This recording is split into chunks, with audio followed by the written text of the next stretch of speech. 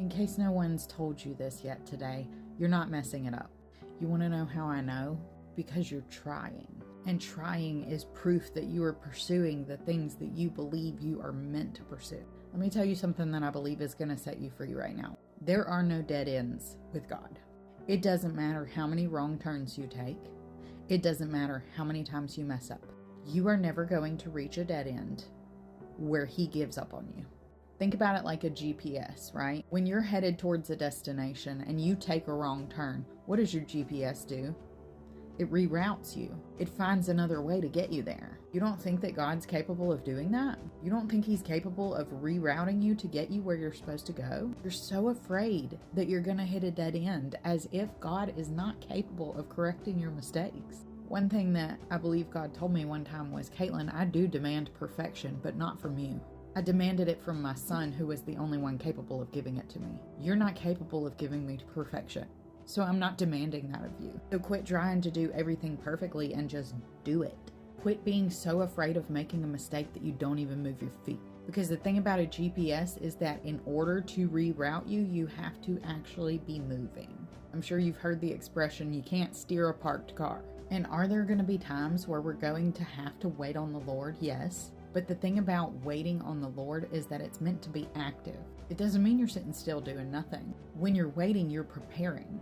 So even in your waiting, something's happening. So this whole idea of sitting still and literally doing nothing, that's almost never the case. Will God love you if you sit still and do nothing? Yes. But He also has a plan for your life. And a plan cannot be achieved without working towards it. But you got to get over this idea that you're going to mess that plan up. You're not that powerful, boo-boo. And if you think you are, then you're overestimating your capabilities and underestimating God's. Because if you think one little monkey wrench in the plan is enough to stop Him, have you met Him? So I want to challenge you today to make a move. Quit worrying about the mistakes. Quit worrying about getting it wrong. Just make a move. Even if that move is just preparation. But if you're still struggling because you're like so wrapped up in these fears that you can't even see straight, then it's probably because you don't understand having a healthy relationship with your Father. Maybe you didn't have the best model for that. Or maybe you've only known religion and not relationship. That was my story. There were a lot of things that I had to unlearn in order to relearn what God really has to say about me. So if that's your area of struggle today, I do want to let you know that all of those lessons that I learned about religion and relationship, I put in this book. This is the first book I ever wrote, 7 Days to a Life of Limitless, and it is 3 years worth of my whole journey of moving from religion into relationship.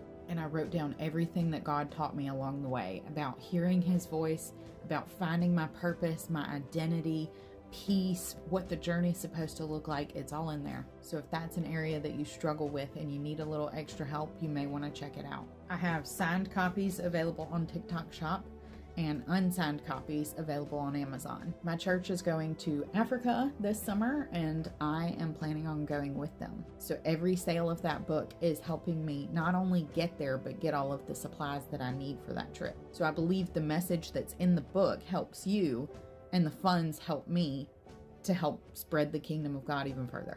So it's a win for everybody. But regardless of whether you need or can afford the book or not, any kind of support is appreciated, even including interacting with this video or shooting up a few prayers. So regardless of which way you help with this, I just want to say thank you. Your support really does mean a lot to me, and I could not do this without you. Now get back out there and go do something that God has asked you to do, and don't worry about messing it up. Okay, love you, bye.